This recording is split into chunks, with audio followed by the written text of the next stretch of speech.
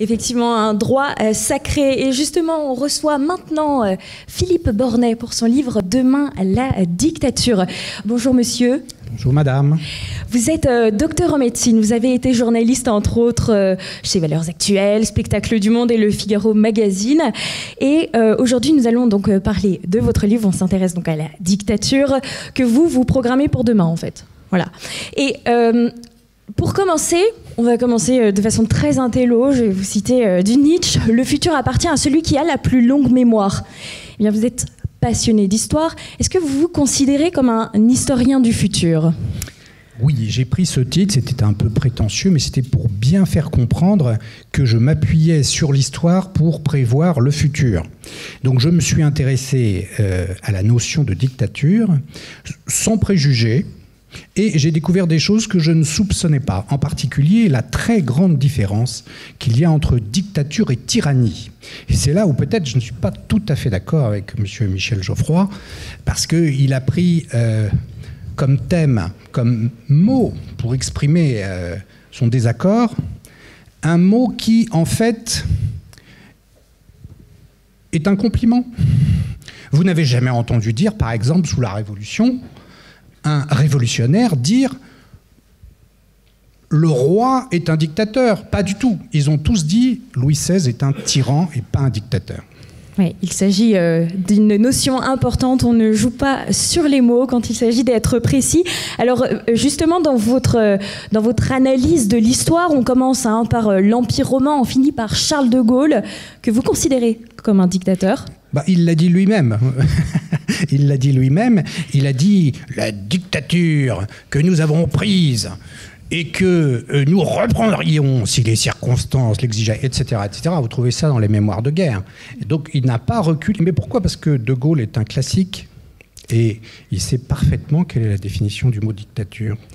Et justement, en remontant dans l'histoire comme ça, vous avez réussi à distinguer 12 points très précis qui mènent à la dictature. On va énoncer ces 12 points pour les spectateurs donc, de ce forum de la dissidence. Et donc le point numéro 1, c'est le désordre dans la rue. Oui, là, vous êtes comblé. Voilà, on y est. Clairement, on coche. Impéritie du gouvernement, mécontentement dans l'armée et la police, guerre ou menace de guerre, échec et peur des élites, prestige d'un général... Stop, on n'y est pas encore. On n'y est pas encore. Ensuite, point numéro 7, séduction de l'intelligentsia. Point numéro 8, crédit des pouvoirs financiers. Numéro 9, désignation d'un coupable. Répartition du butin, changement de constitution. Et le point 12, enfin, approbation populaire. Alors... on coche quand même pas mal de cases, en effet.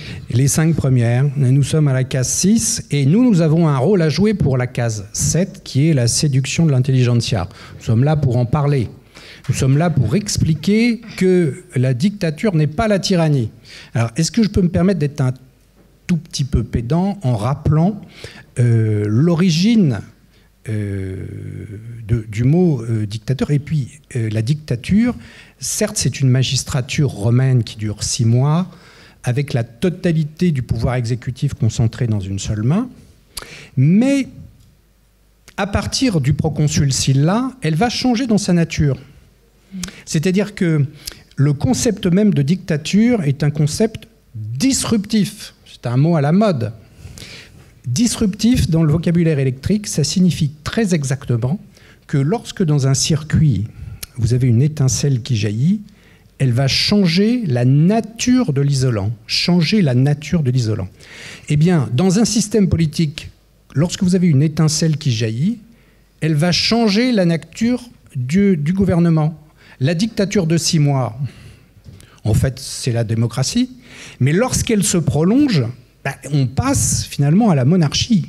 C'est ce qui est arrivé par exemple avec Napoléon Bonaparte. Voilà. Alors, retenez bien s'il vous plaît cette distinction entre les dictatures de commissariat, comme disait Carl Schmitt, et les dictatures avec pouvoir constituant, c'est-à-dire lorsque la dictature modifie la marche du gouvernement et la Constitution. Alors, dans votre livre, il y a quelque chose d'assez intéressant. Vous partez d'un constat, c'est que 41% des Français sont d'accord pour confier le pays à un pouvoir politique autoritaire, quitte à alléger les mécanismes de contrôle démocratique qui s'exercent bien sûr sur le gouvernement. C'est un chiffre qui est très officiel, hein, sachant que quand on s'intéresse aux étudiants, on passe à 1 personne sur 2 qui est d'accord pour confier le pouvoir à une grosse autorité. Comment vous expliquez ça, Philippe Bornet ? C'est que dans le fond, le peuple n'est pas démocrate. C'est comme les femmes qui sont misogynes. Vous êtes misogyne, vous, comme toutes les femmes. Moi, je déteste tout le monde. Voilà, c'est plus simple.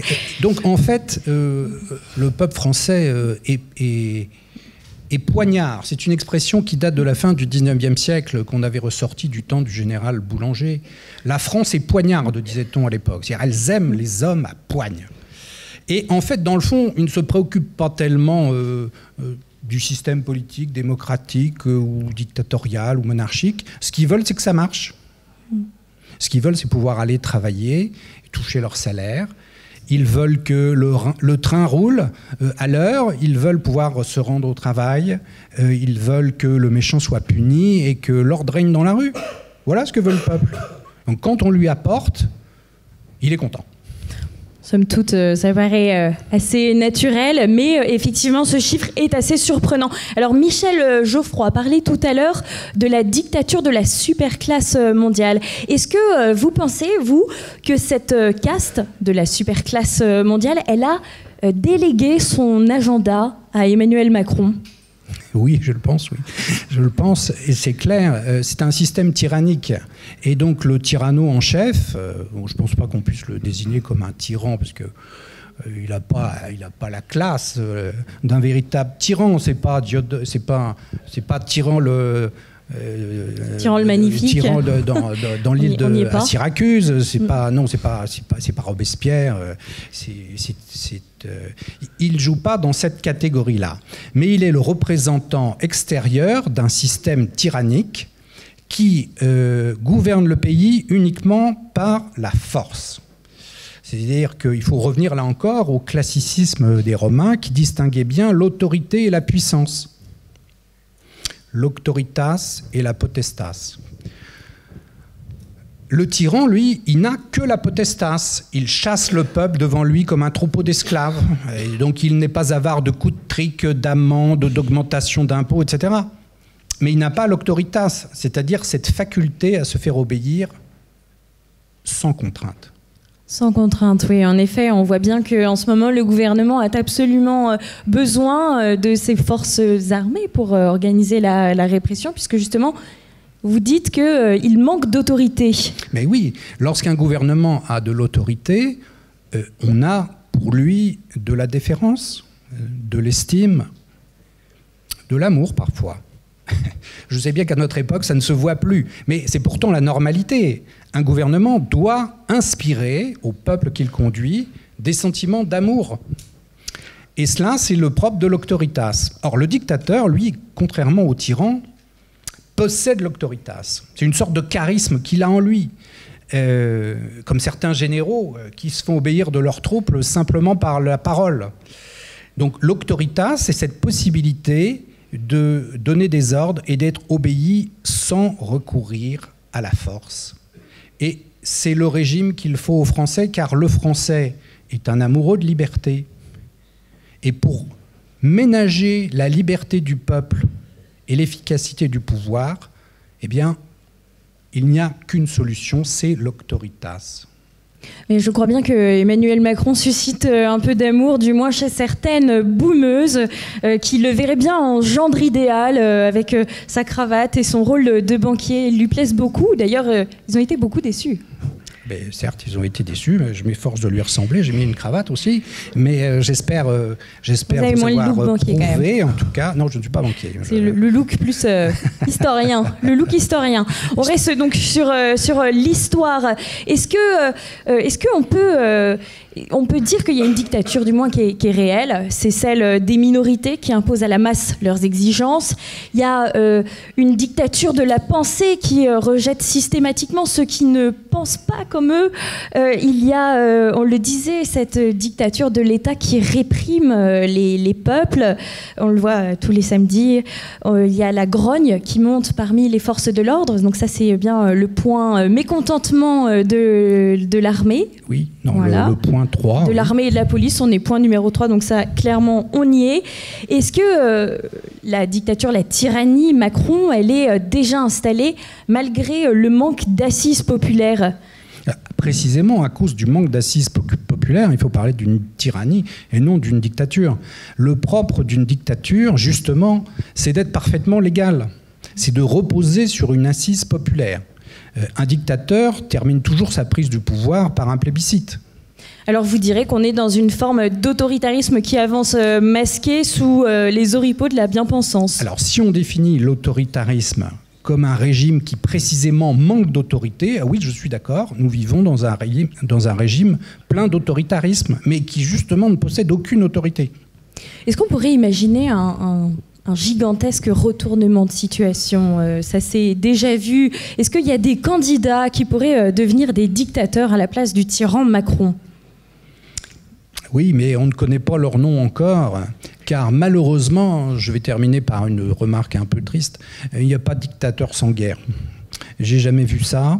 Le seul cas où peut-être une guerre fratricide ne s'est pas produite en France, c'est le cas de Louis-Napoléon Bonaparte. Mais il y a eu quand même une guerre, puisque nous avions envoyé des troupes en Italie pour rétablir le pape, le remettre sur son trône au Vatican. Et malheureusement, le dictateur dont vous me demandiez le nom tout à l'heure, nous ne le connaîtrons qu'après la guerre. Et j'ai peur que cette guerre soit pour bientôt. Et bien, sur ces paroles réjouissantes, Philippe Bornet, je vous remercie infiniment d'avoir été présent à ce 5e colloque de la dissidence organisé par Polémia. Je rappelle le titre de votre ouvrage, c'est Demain, la dictature, pas point d'interrogation, point. C'est une certitude, donc comme vous venez de nous le signaler. Évidemment, on a un ouvrage qui est très détaillé sur l'histoire avec une conclusion choc. Vous êtes édité aux éditions Presse de la Délivrance. Et comme je le disais tout à l'heure, comme à la Nouvelle Librairie, on trouve tous les bons bouquins. Vous pouvez également lui acheter aujourd'hui son livre sur le stand de la Nouvelle Librairie. Merci.